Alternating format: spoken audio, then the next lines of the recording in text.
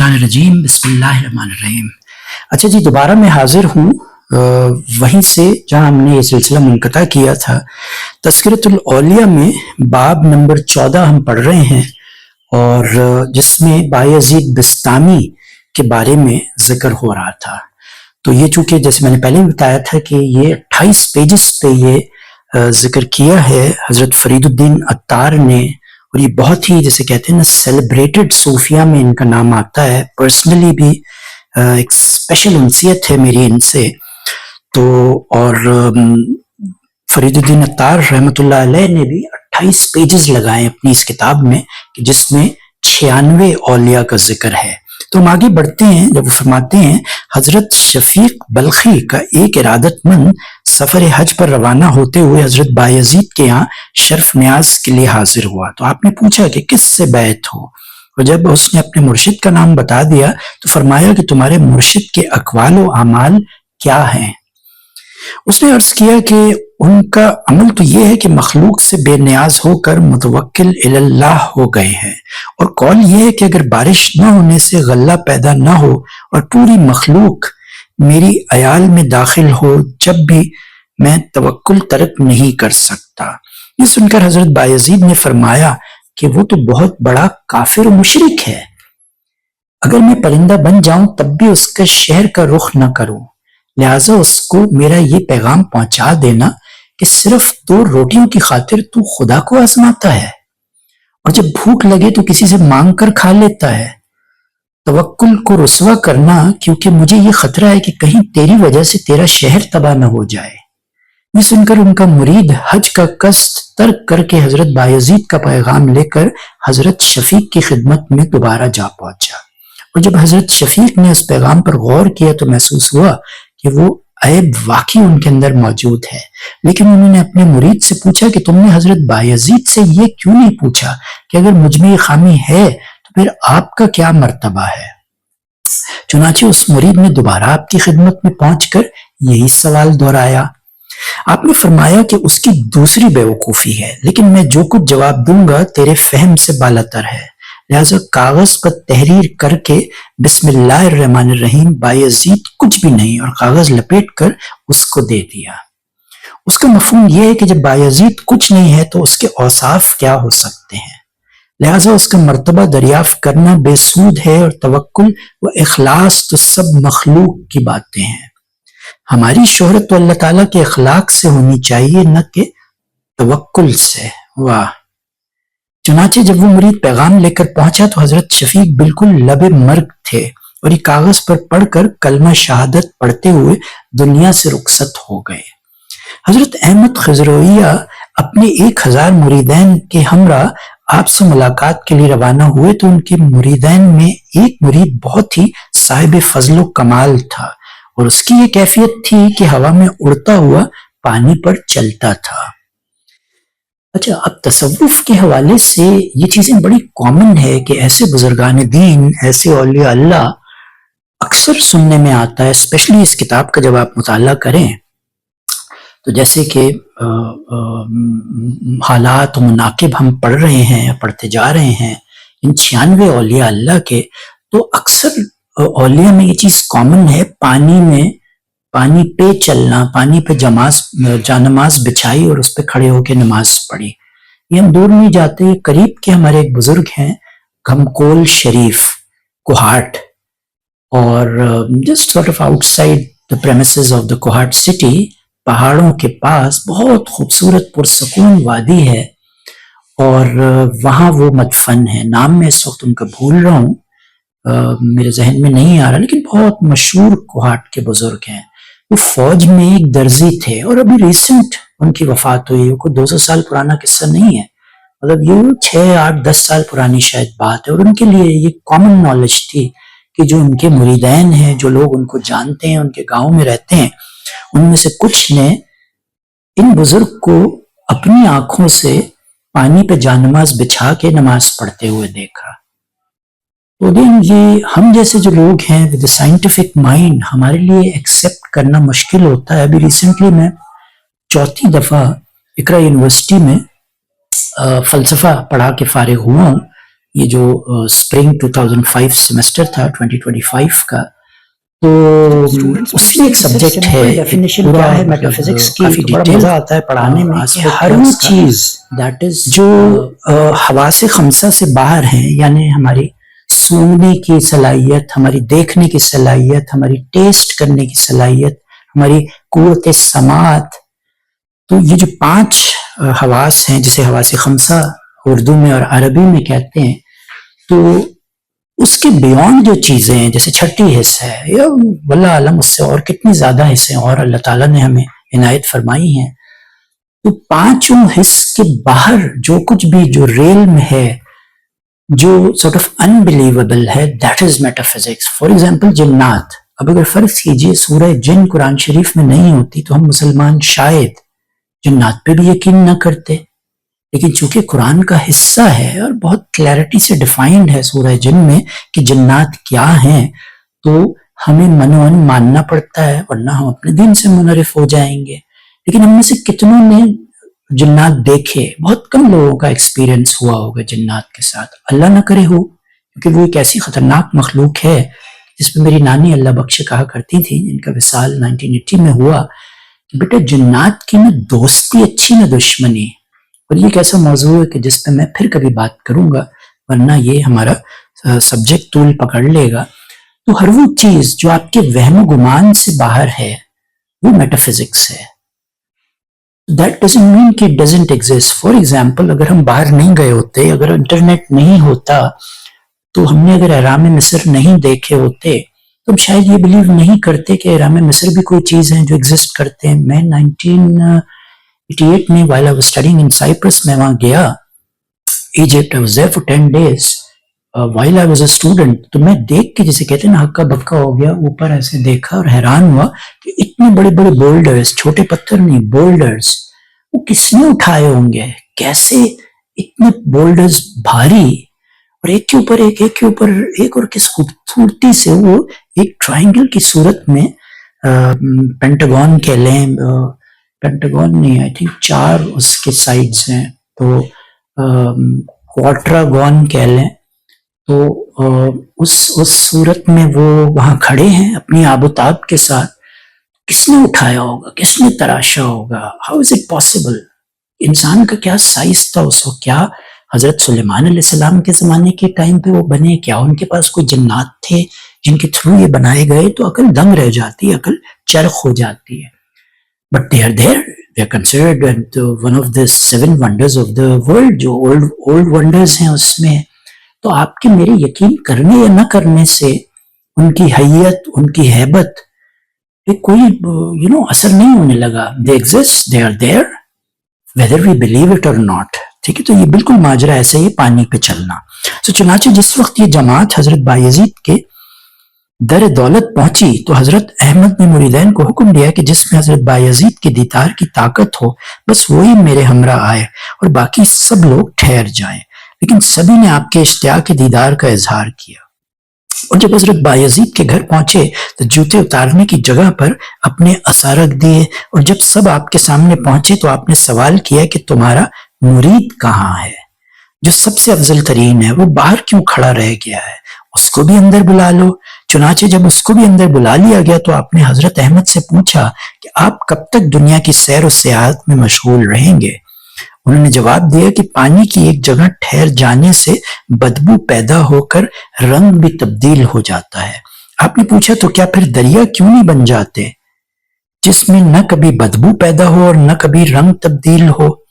اس کے بعد پھر معرفت کے متعلق کچھ دوسری گفتگو ہوتی رہی جس پر حضرت احمد نے عرض کیا کہ آپ کی باتیں میرے لیے فہم سے بالاتر ہیں، انہیں ذرا وضاحت سے بیان فرمائیں تاکہ میں سمجھ سکوں. چنانچہ آپ نے اسی انداز میں گفتگو فرمائی کہ ان کی سمجھ میں اچھی طرح آ گئی. اور جب آپ خاموش ہو گئے تو حضرت احمد نے سوال کیا کہ میں نے آپ کے مکان کے سامنے ابلیس کو پھانسی پر لٹکے ہوئے دیکھا، وہ کیا چیز ہے؟ حضرت بایزید نے فرمایا کہ میں نے اس سے یہ وعدہ لیا تھا کہ کبھی بستام میں داخل نہ ہوگا. وہ وعدہ خلافی کرتے ہوئے ایک شخص کو فریب دینے بستام میں آ گیا اور اس کی سزا میں نے اسے پھانسی پر لٹکا دیا ہے. کسی نے سوال کیا کہ آپ کے پاس عورتوں کے اجتماع کیوں رہتا ہے؟ اور اس میں کیا راز ہے؟ فرمایا کہ یہ ملائکہ ہیں جن کو میں علمی مسائل سمجھاتا ہوں۔ پھر فرمایا کہ ایک شب اول فلک کے ملائکہ میرے پاس آئے اور کہنے لگے ہم آپ کے ہمراہ عبادت کرنا چاہتے ہیں۔ میں نے کہا کہ میری زبان میں وہ طاقت نہیں جس سے میں ذکر الہی کر سکوں، لیکن اس کے باوجود رفتہ رفتہ ساتوں افلاک کے ملائکہ یعنی 7 آسمانوں کے ملائکہ میرے پاس جمع ہو گئے، سب نے وہی خواہش ظاہر کی جو فلک اول کے فرشتوں نے کی تھی، اور میں نے سب کو پہلا ہی جیسا جواب دیا۔ اور میں نے پوچھا کہ ذکر الہی کی طاقت آپ میں کب تک پیدا ہوگی؟ تو میں نے کہا کہ قیامت کو جب سزا اور جزا ختم ہو جائیں گے اور میں طواف عرش کرتا ہوا اللہ کہہ رہا ہوں گا۔ آپ نے فرمایا کرتے تھے کہ ایک شب اچانک میرا مکان منور ہو گیا اور میں نے آواز دے کر کہا کہ اگر یہ ابلیس کی حرکت ہے تو میں اپنی بندگی اور بلند ہمتی کی وجہ سے اس کے فریب میں نہیں آ سکتا، اور اگر مقربین کی جانب سے یہ نور ہے تو مجھے خدمت کا موقع عطا کیجیے تاکہ میں بھی مرتبہ کرامت حاصل کر سکوں۔ ایک شب آپ کو عبادت میں لذت محسوس نہ ہوئی تو خادم سے فرمایا کہ دیکھو گھر میں کیا چیز موجود ہے، چنانچہ انگور کا ایک خوشہ نکلا، تو آپ نے فرمایا کہ کسی کو دے دو۔ اس کے بعد آپ کے اوپر انوار کی بارش ہونے لگی اور ذکر و شغل میں لذت محسوس ہونے لگی۔ ایک یہودی جو آپ کا پڑوسی تھا وہ کہیں سفر میں چلا گیا اور افلاس کی وجہ سے اس کی بیوی چراغ تک نہیں جلا سکتی تھی، اور تاریکی کی وجہ سے اس کا بچہ تمام رات روتا رہتا تھا۔ آپ ہر رات اس کے یہاں چراغ رکھ آتے، اور جس وقت یہودی سفر سے واپس آیا تو اس کی بیوی نے تمام واقعہ سنایا۔ اس کو سن کر اس نے کہا یہ بات کس قدر افسوسناک ہے کہ اتنا عظیم بزرگ ہمارا پڑوسی ہے اور ہم گمراہی میں زندگی گزار رہے ہیں۔ چنانچہ میاں بیوی دونوں آپ کے ہاتھ پر مشرف باسلام ہو گئے۔ ایک مرتبہ کسی آتش پرش سے مسلمان ہونے کی تبلیغ کی گئی۔ اس نے جواب دیا کہ اگر اسلام کا نام ہے جو حضرت بایزید کو حاصل ہے تو اس کی مجھ میں طاقت نہیں، اور جس طرح کہ تم سب لوگ مسلمان ہو تو مجھے اس پر اعتماد نہیں۔ ایک مرتبہ آپ اپنے ارادت مندوں کے ہمراہ تشریف فرما تھے تو اچانک ایک مرید سے فرمایا کہ خدا کا ایک دوست آ رہا ہے، چل کر اس کا استقبال کرنا چاہیے۔ اور جب سب لوگ باہر نکلے تو دیکھا حضرت ابراہیم ہروی ہیں جو خچر پر سوار چلے آ رہے ہیں، اور حضرت بایزید نے ان سے کہا کہ مجھے آپ کے استقبال کی منجانب اللہ حکم ملا ہے، اور یہ بھی حکم ہے کہ اس کی بارگاہ میں آپ کو اپنا شفیع بنا لوں۔ یہ سن کر انہوں نے جواب دیا کہ اگر پہلی شفاعت تمہیں اور آخری شفاعت مجھے عطا کی جائے، جب بھی حضور صلی اللہ علیہ وسلم کی شفاعت کے مقابلے میں اس کا مرتبہ ایک مشت خاک بھی نہیں ہوگا۔ اس کے بعد دسترخوان بچھا جس پر انواع و اقسام کے لذیذ اور اعلیٰ کھانے چنے ہوئے تھے، اور آپ نے حضرت ابراہیم کے ہمراہ کھانا کھایا، لیکن حضرت ابراہیم کے قلب میں خیال گڑا رہا کہ حضرت بایزید جیسے شیخ دوراں کو ایسے کھانوں سے اعتراض کرنا چاہیے، اور حضرت بایزید کو آپ کی نیت کا اندازہ ہو گیا تو آپ نے کھانے کے بعد ان کو اپنے ہمراہ ایک کونے میں لے جا کر دیوار پر ہاتھ مارا تو ایک ایسا دروازہ نمودار ہوا جس کے سامنے بہت بڑا دریا ٹھاٹے مار رہا تھا، اور حضرت بایزید نے ان سے کہا کہ خدا نے یہ مرتبہ مجھے عطا نہیں فرمایا۔ یہ جواب سن کر آپ نے ان سے کہا کہ جس جو کی روٹی تمہاری غذا ہے، جو تو ہیں جن کو جانور کھاتے ہیں اور لیٹ کر دیتے ہیں، لیکن تم اس کے باوجود یہ تصور کرتے ہو کہ عمدہ و لذیذ کھانا کھانے والا کبھی اہل تقویٰ نہیں ہو سکتا۔ یہ سن کر حضرت ابراہیم ہروی بہت نادم ہوئے اور معافی طلب کی۔ ایک مرتبہ لوگوں نے قحط سے عاجز آ کر آپ سے دعا کی درخواست کی تو آپ نے مراقبے میں سر اٹھا کر فرمایا کہ جا کر پرنالوں کو درست کر لو، بارش ہونے والی ہے۔ چنانچہ کچھ ہی دیر میں بارش شروع ہو گئی اور ایک دن رات مسلسل پانی برستا رہا۔ ایک دن آپ نے اپنے پاؤں پھیلائے تو ایک مرید نے بھی پھیلا لیے، اور جب آپ نے سمیٹے تو اس نے بھی سمیٹنے کی کوشش کی، مگر اس کے پاؤں شل ہو کر رہ گئے، اور موت کے وقت تک یہی حالت رہی، کیونکہ اس نے مرشد کے پاؤں پھیلانے کو ایک معمولی بات سمجھ لیا تھا۔ ایک شخص جو آپ کی عظمت و کرامت سے منکر تھا، اس نے عرض کیا کہ مجھے رموز خداوندی سے آگاہ فرمائے۔ آپ نے اس کی بد باطنی کو محسوس کرتے ہوئے فرمایا کہ فلاں پہاڑ پر میرا ایک دوست مقیم ہے، اس سے جا کر اپنی خواہش کا اظہار کرو۔ چنانچہ یہ شخص جب وہاں پہنچا تو دیکھا کہ ایک بڑا محیب قسم کا اژدہا وہاں بیٹھا ہوا ہے، اور یہ اس کو دیکھتے ہی مارے خوف کے بے ہوش ہو گیا، اور جب ہوش آیا تو حضرت بایزید کی خدمت میں حاضر ہوا اور پورا واقعہ بیان کیا۔ آپ نے فرمایا کہ عجیب بات ہے کہ تم مخلوق سے اس قدر خائف ہو گئے اور خالق کی ہیبت نے تمہارے قلب میں قطعاً اثر نہیں کیا۔ اس بنیاد پر مجھ سے رموز خداوندی معلوم کرنے آئے تھے۔ اسی طرح ایک انگریز بھی آپ کی کرامتوں کو دیکھ کر کہا کرتا تھا کہ ایسی کرامتیں تو میں بھی پیش کر سکتا ہوں، فرق صرف اتنا ہے کہ ان کی باتیں میری سمجھ میں نہیں آتی۔ اور جب ایک مرتبہ وہ آپ کی خدمت میں حاضر ہوا تو چونکہ آپ اس کی بیہودہ باتوں سے واقف تھے، اس لیے ایسی آہ کھینچی کہ وہ غش کھا کر گر پڑا اور 3 شب و روز اسی حالت میں گزر گئے، حتیٰ کہ حوائج ضروریہ بھی کپڑوں میں ہی پوری کرتا رہا اور اس کو مطلق خبر نہیں ہوئی۔ پھر ہوش میں آنے کے بعد جب نہا دھو کر آپ کے سامنے آیا تو آپ نے فرمایا کہ یہ بات اچھی طرح ذہن نشین کر لو کہ ہاتھی کا بوجھ گدھے پر نہیں ڈالا جاتا۔ واہ کیا خوبصورت مثال ہے۔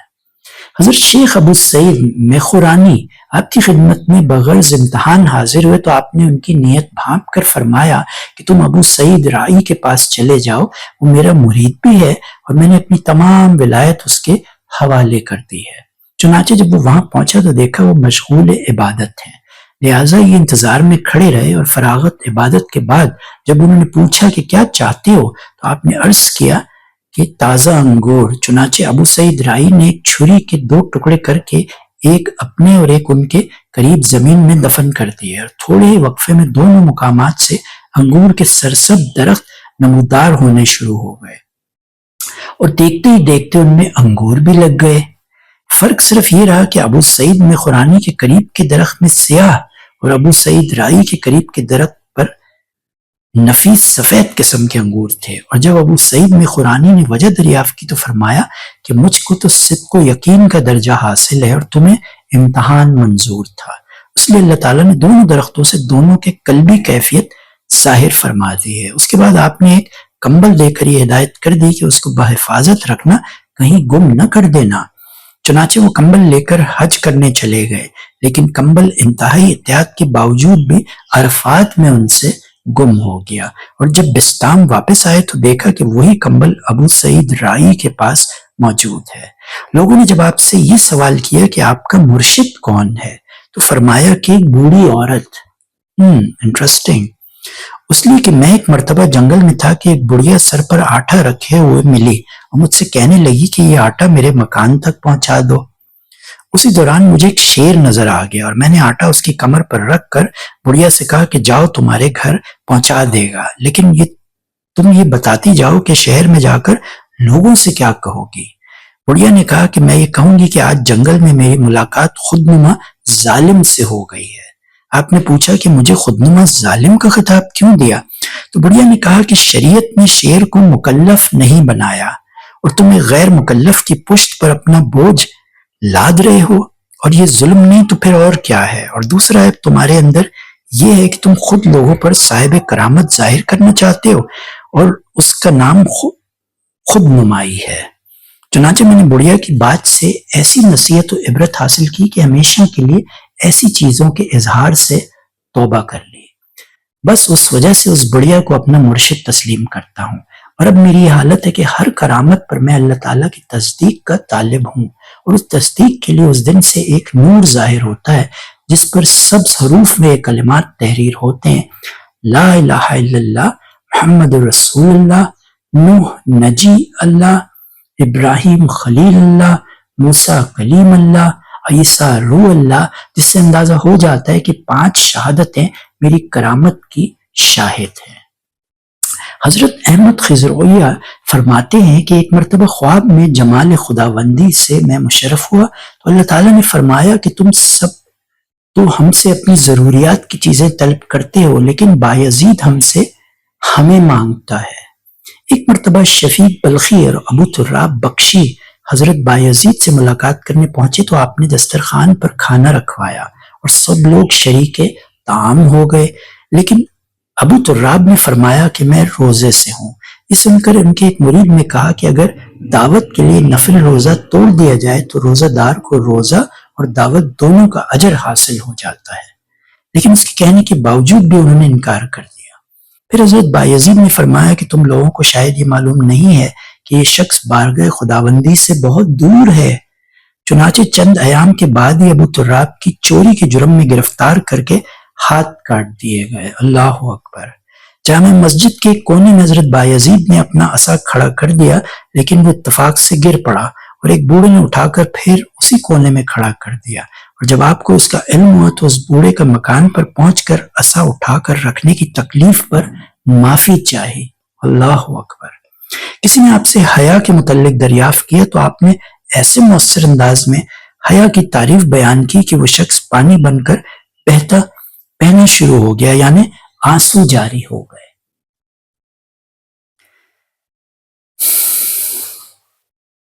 آپ فرمایا کرتی تھی کہ ایک مرتبہ میں دجلہ پر پہنچا تو پانی جوش مارتا ہوا میرے استقبال کو بڑھا، لیکن میں نے کہا مجھے تیرے ابال سے شمع برابر بھی غرور نہیں ہوگا، اور میں اپنی 30 سالہ ریاضت کو تکبر کر کے ہرگز ضائع نہیں کر سکتا، کیونکہ میں تو کریم کا طالب ہوں نہ کہ کرامت کا۔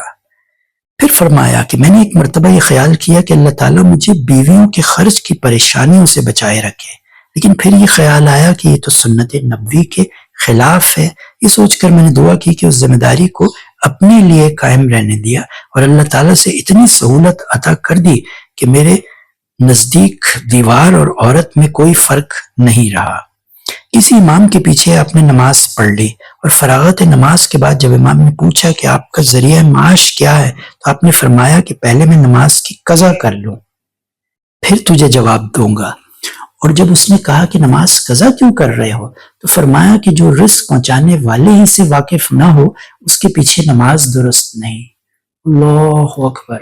ابھی آپ سگنیفیکنس دیکھیں، مجھے وہ قصہ یاد آ گیا جب میرے مرشد کراچی میں 1986 سے جن کے ہاتھوں میں بیعت ہوا، میاں نوروز قادری 2 گھر چھوڑ کے مسجد تھی، اس کے باوجود اپنے حجرے میں اقامت کرتے تھے۔ ایک بار ہمت کر کے، میں تھا بدتمیز تھا، بد مزاج تھا، بد اخلاق تھا، مشکل سے 22-24 سال میری عمر ہوگی، میں ان سے پوچھ بیٹھا کہ آپ ایسا کیوں کرتے ہیں؟ مسجد جب گھر کے اتنا قریب ہے تو آپ وہاں نماز کیوں نہیں پڑھتے؟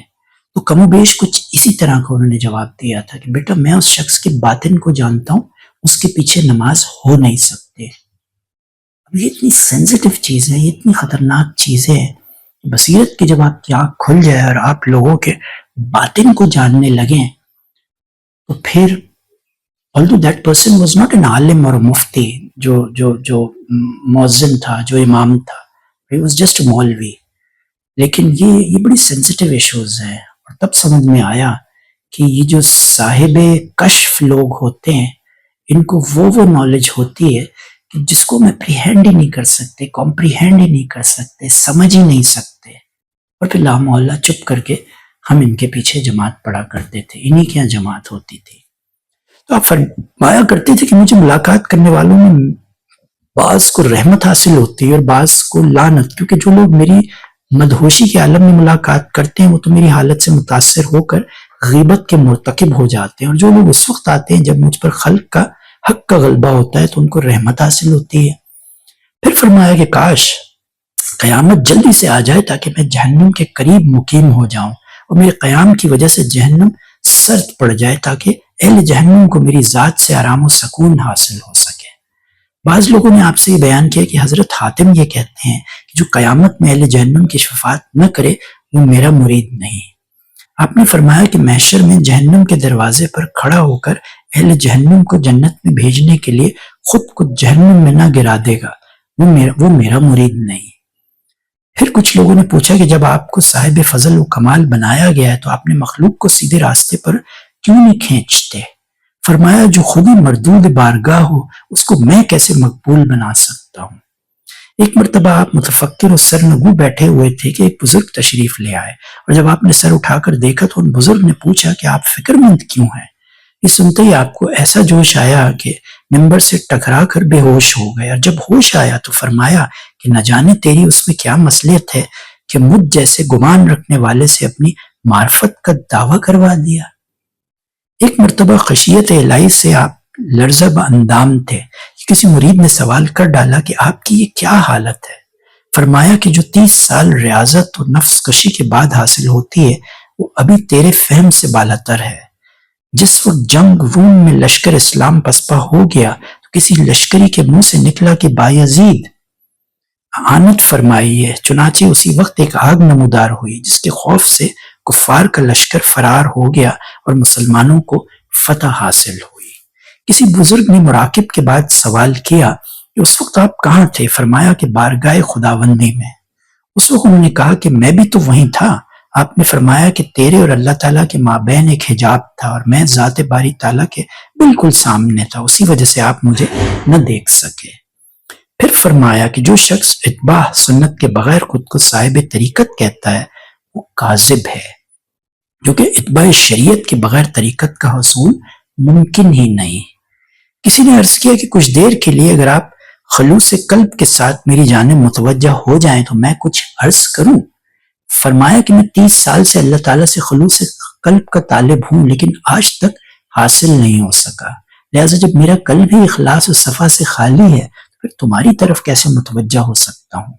پھر فرمایا کہ لوگ یہ تصور نہ کریں کہ رائے حق میرے منور کی طرح روشن ہے، اس لیے کہ یہ ایک راستہ ہے کہ میں برسوں سے سوئی کے ناکے کے برابر سوراخ تلاش کر رہا ہوں مگر نہیں ملتا، اور جس وقت آپ کو کوئی پریشانی لاحق ہوتی تو فرماتے ہیں اے اللہ روٹی تو عطا کر دی ہے، سالن بھی دے دے تاکہ اپنی طرح اچھی طرح کھا سکوں، یعنی تیری عطا کردہ پریشانی ہے تو ہی صبر دینے والا ہے۔ ایک مرتبہ حضرت موسیٰ نے سوال کیا کہ آپ کی راتیں کیسی گزرتی ہیں؟ فرمایا کہ یاد الہی میں مجھے سیر و شام کا پتہ ہی نہیں چلتا۔ آپ فرمایا کرتے تھے کہ مجھ سے بذریعہ الہام اللہ تعالیٰ نے فرمایا کہ عبادت و خدمت تو بہت ہے لیکن تو ہماری ملاقات کا متمنی ہے، تو بارگاہ میں وہ شے شفاعت کے لیے بھیج جو ہمارے خزانے میں نہ ہو۔ آپ نے سوال کیا وہ کون سی شے ہے؟ فرمایا کہ عجز و انکساری اور ذلت و غم سے حاصل کر، کیونکہ ہمارا خزانہ ان چیزوں سے خالی ہے اور ان کو حاصل کرنے والے ہمارا قرب حاصل کر لیتے ہیں۔ عجز و انکساری اور ذلت و غم، واہ واہ۔ آپ فرمایا کرتے تھے کہ ایک مرتبہ جنگل میں میرے اوپر محبت کی بارش ہوئی کہ پوری زمین برف کی طرح یخ ہو گئی اور میں اس میں گردن تک غرق ہو گیا۔ پھر فرمایا کہ نماز کے ذریعے استقامت اور روزے کے ذریعے سوائے بھوکا رہنے کے اور کچھ حاصل نہیں کیا، اور جو کچھ بھی ملا وہ سب فضل خداوندی سے حاصل ہوا اور اپنی صحیح سے کچھ نہ مل سکا۔ پھر فرمایا کہ دو عالم کی دولت سے یہ بات بہتر ہے کہ انسان خدا کے فضل سے ہٹ کر اپنی ذاتی صحیح سے کچھ بھی حاصل نہیں کر سکتا۔ پھر اپنے انسان کو صحیح کرنے کا حکم دیا گیا ہے، اس لیے صحیح بہت ضروری ہے، لیکن صحیح کے بعد جو کچھ حاصل ہو اس کو محض خدا کا فضل تصور کرنا چاہیے۔ جس وقت آپ صفات خداوندی بیان فرماتے تو اپنی اصل حالت میں رہتے، لیکن جب ذات خداوندی کے موضوع پر گفتگو ہوتی تو بے خودی کے عالم میں یہ کہتے رہتے کہ میں سر کے بل آ رہا ہوں، اللہ مجھ سے بہت نزدیک ہے۔ ایک مرتبہ کسی مرید نے کہا کہ مجھ پر اس پر حیرت ہوئی کہ جو خدا کو جانتے ہوئے بھی عبادت نہیں کرتا۔ آپ نے فرمایا کہ مجھے اس بندے پر حیرت ہوتی ہے جو خدا کو پہچاننے کے بعد عبادت کرتا ہے، یعنی یہ حیرت ہے خدا کو پہچان کر حیرت میں کیسے رہتا ہے۔